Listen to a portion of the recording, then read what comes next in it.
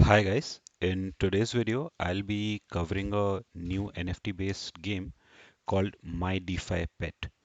Before getting into the details, I would like to clarify that this is a really new game which is still in development and they've just started with a limited set of features. It still has a beta feel to it. So I would not advise you to invest a lot of money in this game for now. And my personal strategy so far has been that it looks quite promising, and but considering the high risk, I'm investing a very small amount. So I've invested about just I think $10-15 into it, and I'm not planning to invest a large amount here. I'll probably try to figure out if this game is play to earn and not one of those games where you need to continuously keep investing a lot of your own money to progress in the game. So let me start by giving you a quick overview how the game is structured and why I think this would be worth considering the risk because of what their roadmap looks like. But I'll also be a bit cautious here because their roadmap looks very interesting and aggressive. They're planning to do a lot of things. So if they are able to pull it off successfully, this will definitely it has the potential to go really huge from here. But as like all DeFi projects, there's always the risk of the project getting abandoned. So if you go to their homepage, I'll include the link in the video description. You would see that it's based upon a NFT based gaming where you can collect some pets, and they have labeled it as a lifestyle based pet game on blockchain. So when you start looking at the project details, you would notice that it has a Pokemon kind of a feel to it. That there are different kind of characters called monsters which you can collect, and there is the option to breed them. You can buy eggs, and from the eggs you can hatch different kind of monsters. And they've mentioned in the project description that if you breed two very different kind of monsters, then there is a higher probability of getting a very rare and thus more valuable kind of NFTs in return. And they also has a statistics linked to health, attack, defense, speed, etc. for each NFT. So this overall looks like a combination of the different games which we have right now, because most of the games like Splinterlands will have some attributes assigned to each NFT which are used in a NFT to NFT combat or game mode. They also have this breeding functionality which was originally there by CryptoKitties, and the gameplay, as you can see, currently the games are not ready. Right now you can just uh, purchase and collect the NFTs, and also I think they started the breed functionality, but the gaming, they've not given a clear timeline when this will be available. And currently also you cannot sell or trade your NFTs. This is also in their pipeline, which is expected to be made available during the coming weeks. So overall, the project looks good, and my first impression is that they have put efforts related to designing and building this. So it doesn't look like one of those copy paste obvious scams or rug pulls. So it looks like the team behind it has put some plan and thought while making this project. Another thing is that their native token DPET is already available on PancakeSwap. So what I did was I purchased about 10 to $15 of DPET tokens. One token is worth about less than 60 cents. So it'll not cost you too much because each NFT costs about three DPET tokens. So that's less than $2. So if you just plan to collect a couple of NFTs now, you will not be spending too much.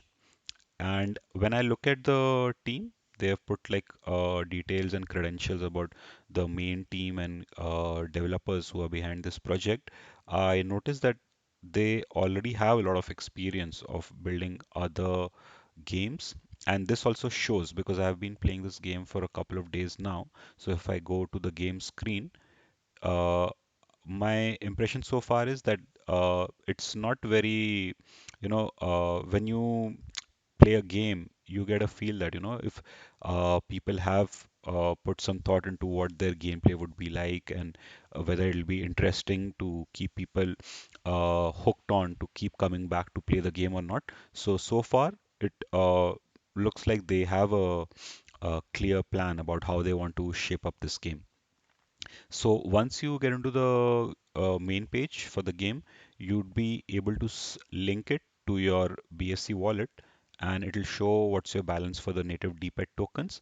And as you can see here in the game screen, uh, there are several other in-game currencies, but here you need to keep in mind that DPET is the only tradable token which you can convert into BUSD or BNB on PancakeSwap. But the other currencies which you see here are only to be used within the game. They cannot be traded outside the game, so they can be used inside.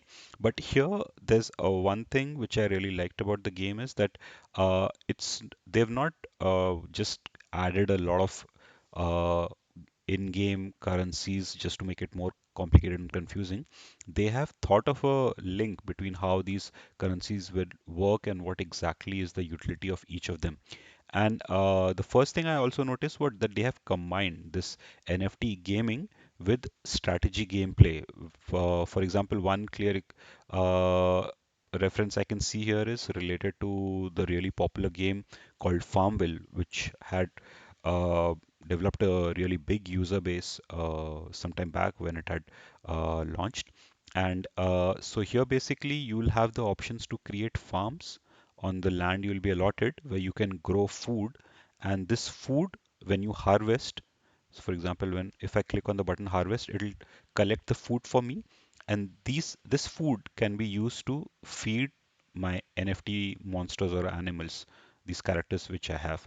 So whenever I select a particular uh, animal, there would be the option that depending on its level, it will demand a different level of food, and I can, as I feed it again and again, its level will increase. So when you go to your home page, the main screen would see this area where you can see some eggs, and it's the main incubator area. And when you select this, you would see three options. First is, like I mentioned, that you can buy an egg for about 3 DPET tokens, and this would generate a random character. The other option you see here is called cage. Cage is like the places where you can store your characters, and there are different levels depend and more advanced cages become available as you progress in the game, which are more expensive and have higher functionalities and reward payouts. And also, you have the option to buy the farming plot where you can grow your vegetables, which you can feed your animals. So I think overall the storyline is pretty interesting, and I think it might be one of those games that people might be interesting to spend more time and keep coming back to play it because it can keep the users engaged. And this is, I think, one advantage where if a NFT game is designed well, then it has much higher potential compared to other NFT projects. Because if you're just looking at collectibles, you're just holding and waiting for them to appreciate value that you might sell them in future to value.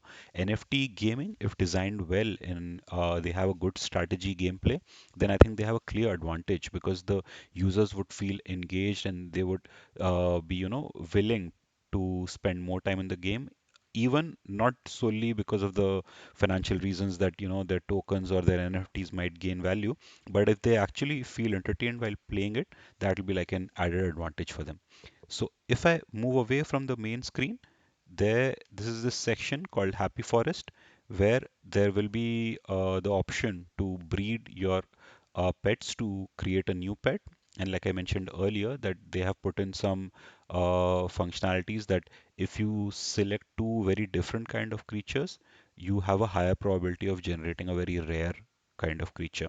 And here they've put one condition that to select any particular a creature for breeding, it needs to be of level 10 or more. So currently I only have one character which is level 10, so I'm not able to breed it. So I'll have to wait to upgrade one more of my NFTs. And this is also, I think, one indication why I feel that they are putting in some ideas related to how to make it play to earn and not just pay to earn, because the more time you spend and more regularly you interact with the game, the faster you will be able to upgrade your characters. So, for example, if I make a plan that at what timelines I will plant the crops, then I'll harvest them, then I'll feed my animals so they grow and they reach a level 10. And with each passing level, it gets more and more difficult to upgrade it. So it would take some time to get your animals to level 10 and above. So I think once the market launches, if you already have some animals which are already at level 10, then I think you would be able to sell them at a good profit. So what I'm planning now is that whatever small investment I've done in this game, so far I find it interesting. So I'll try to level up as many animals as I can.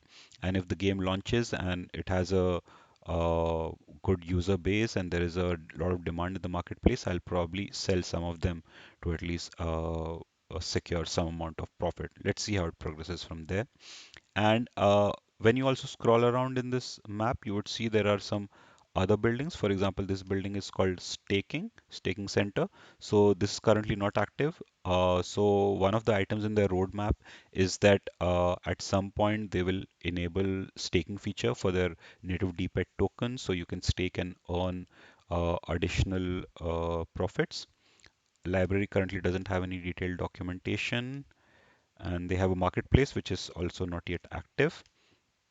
And there are some other buildings related to hotel where you can store your extra animals, and this is for the home page.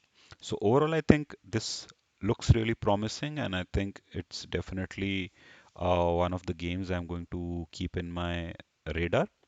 And let me know in the comments what's your initial thoughts. In case if you tried this game or if you do decide to try it out, let me know what you thought about it. And I know that I have not done a follow-up video, which is pending for quite some time for the other NFT games which I had covered in my previous videos, like Mobox and strains. And also, some of you had requested for me to try out some other new NFT games. So I have been trying them out. So probably during the next couple of days, I'll try to create one, maybe like a summary video to give like a quick overview of what have been the main updates about the NFT games which I have been tracking for some time. And also maybe I'll do a separate one for the new ones which I find interesting, because from the games which all of you recommended, some of them I think are really good, and I have decided to start investing in them. Some of them I'm still not very sure. I'll probably just wait and see for a while now. But anyways, my next video will most probably be coming out soon. And thanks for your time for watching this, and I always appreciate your feedback and comments. Thank you.